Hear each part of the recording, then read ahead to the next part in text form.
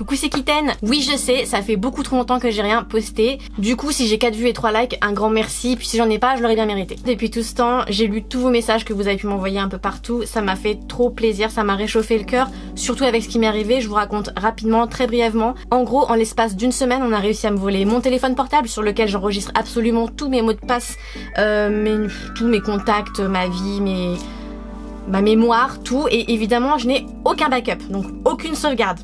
Comme ça, c'est fait. Surtout ne faites pas la même erreur que moi.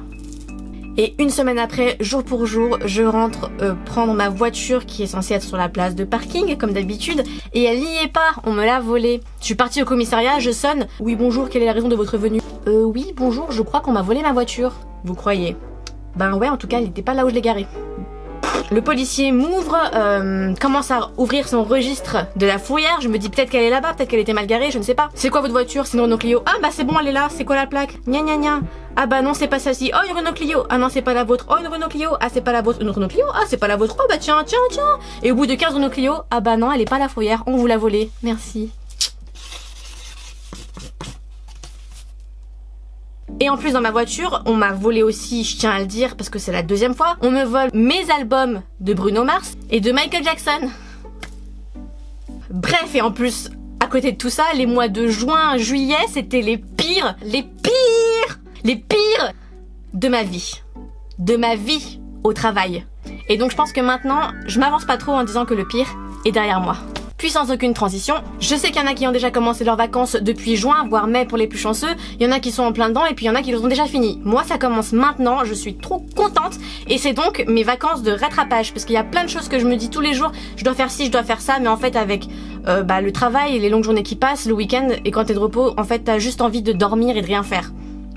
Non c'est pas vrai, t'as envie de dormir, de regarder Netflix et de rien faire. Ouais. Du coup là ce que j'ai envie de faire c'est de vous proposer une sélection de mes coups de cœur passés, présents et futurs. Côté coup de cœur cinéma, Avengers? Non, en fait, je pense que c'est même pas la peine que j'en parle. Moi, je suis une grosse geek et j'arrive même pas encore à comprendre comment ça se fait qu'il y ait des personnes qui ne sont pas encore allées voir ce film. Donc, sans commentaire. On en parle de cette fin? Mon gros coup de cœur de l'été, c'est Les Indestructibles 2. Alors en toute objectivité, oui, je suis une très grande fan de Disney, mais ce film, c'est une merveille. J'ai explosé de rire au cinéma, les références sont ultra bonnes, les persos sont exploités à fond. Le scénario, on s'y attend, mais qu'est-ce que c'est bon, surtout quand on aime les films de super-héros. Je crois que le film dure 2 heures, mais le temps on le voit pas passer. C'est un 2 qui est meilleur que le 1. La star du film, c'est bien évidemment bébé Jack Jack. Je pense qu'il est à l'origine de la plupart de mes fous rires du film. Sans trop vouloir spoiler, une de mes scènes préférées du film, c'est quand bébé Jack Jack veut se battre contre un raton laveur. C'est pour tout public et donc pas seulement pour les enfants, j'insiste. Et puis de toute façon, tous les films d'animation Disney Pixar, en général c'est toujours grand public. Il y a plusieurs niveaux de lecture. À venir, dans les films déjà sortis mais que je n'ai pas encore eu le temps d'aller voir, c'est côté cinéma français et c'est Neuilly sa mère. Ouais, 2 fois du coup parce que là aussi on parle d'un deuxième volet pour ceux qui auraient pas compris. Sa mère. Bref, un bon gros film drôle sur le choc des cultures, plein de stéréotypes, mais on aime ça. Allez Oussama, va te coucher mon amour, allez mon... Oussama? Non mais on est où là? C'est quoi ça? Mais arrêtez de faire vos mijaurées, toutes les blagues du monde sont basées sur ça. J'aime qu'on passe de Neuilly à Nanterre. Pour ceux qui voient pas du tout de quoi on parle, c'est comme si tu passais du quartier le plus riche de ta région à la cité. Ça que la famille Alhamdulillah. Shabbat shalom. Mashallah. Mashallah, Khoya, c'est la rota là. Mais tu l'as pas. Ouais, c'est cliché, mais c'est comme ça. Sinon, il y a Harry Potter qui revient au cinéma en septembre et en 4K. Alors, j'ai entendu dire, non mais c'est qui le pigeon qui va accepter de payer pour voir un film vu et revu au cinéma? Moi et des milliers d'autres personnes? T'inquiète même pas. Mais qu'est-ce qu'on ferait pas pour entendre des musiques qui nous ont bercés? Côté livre, pour être honnête, quand j'étais petite, j'étais la fille qui lisait tout le temps, mais genre tout le temps. Mon activité préférée, dès que j'avais le temps, c'était avec ma meilleure amie d'aller à la médiathèque de ma ville. Bon, ça va, je lisais des BD quoi. Mais je lisais. Sinon, pour de vrai, quand on me demandait ce que je voulais comme cadeau, ben je répondais à un livre. Non, mais j'ai eu une enfance heureuse, hein. Bref, au fil du temps, je me suis malheureusement rendu compte que les livres que je choisissais étaient vides. C'est-à-dire que je commençais à les lire et puis au bout de 4 chapitres et 80 pages, j'avais plus envie d'ouvrir et de lire la suite.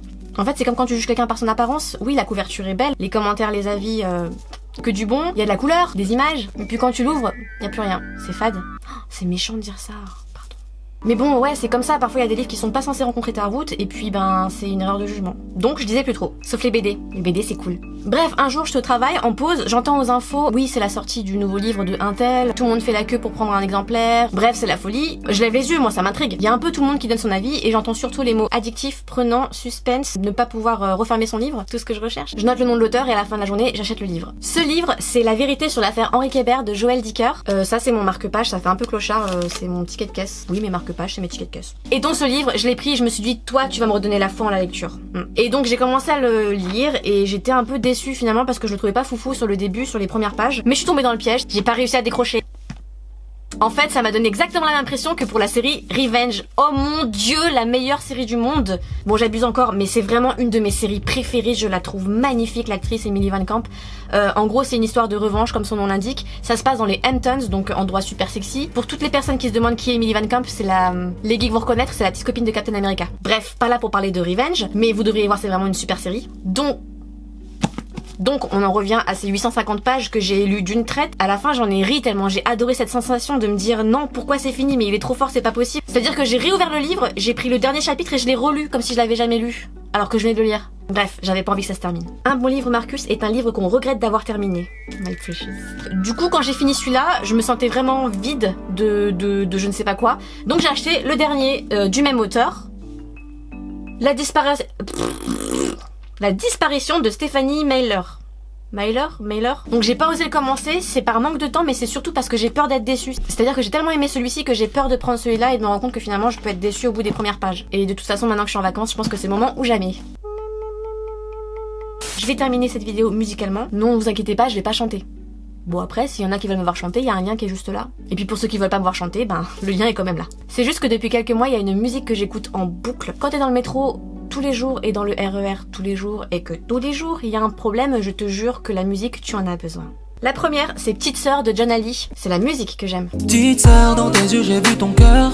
On se voit la face, tu te vois la tienne, mais t'as pas peur. Je la trouve envoûtante, elle reste en tête, elle est trop facile à retenir. La mélodie, la façon dont elle l'interprète. Le clip, il est simple, mais il est tellement beau. Les paysages, les images, la couleur. Ah, toujours. Tu vois, on est toujours sur les images, la couleur, la couverture. Bref, j'aime tout dans ce son, et c'est en boucle. La deuxième chanson que j'ai envie de partager, je l'ai entendue par le plus grand des hasards, avec Apple Music, quand il propose des musiques selon ce que tu écoutes en général.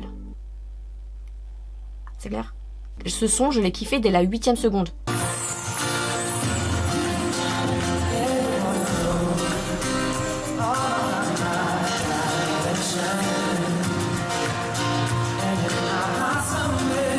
En fait, c'est un duo qui fait avec un artiste américain qui est chanteur de country, Chris Stapleton, pour ceux qui connaissent.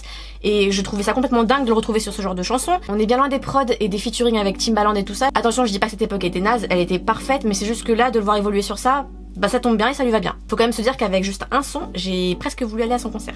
Mais j'y vais pas. L'instru.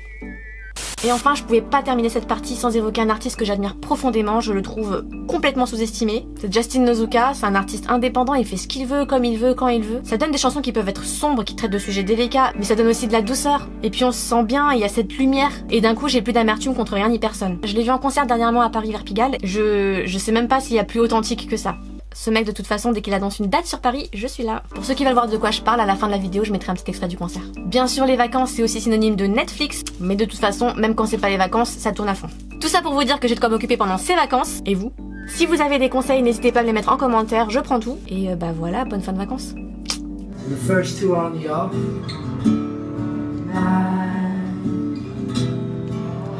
This is on the one.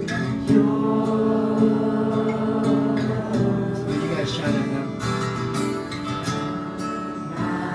Yeah.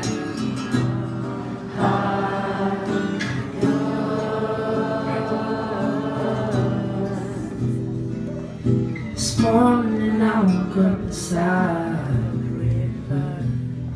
The grass and trees were green, flowers began growing, the birds so sweetly sang. Stronger and much deeper now. Lying by your side, I never feel this right. I know it's real this time. It's mine. You guys just want to sing the lead, eh? Taking my job. My heart, you get a second chance to go back around. As the sun falls behind the greatest mountain, every moment passing by, and color in the sky. Darling, close your eyes and I'll be flying over the mountain to follow the sun back to the river in the evening. That's one 'cause my heart is yours.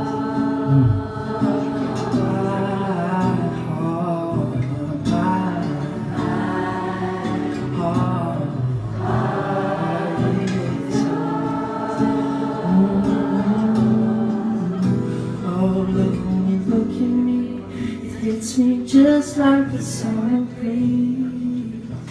My heart, hold me close and underneath the moonlight melody. Darling, dance with me. Darling, dance with me. Darling, dance with me. Alright. So hold on. Okay. This side of the room, you guys come in with this, okay? You sing this, you go. Darling, like the morning light, everything will be alright. Everything will be alright. Darling, like the morning light, everything will be alright. This room, keep going. You gotta sing that part that I taught you earlier.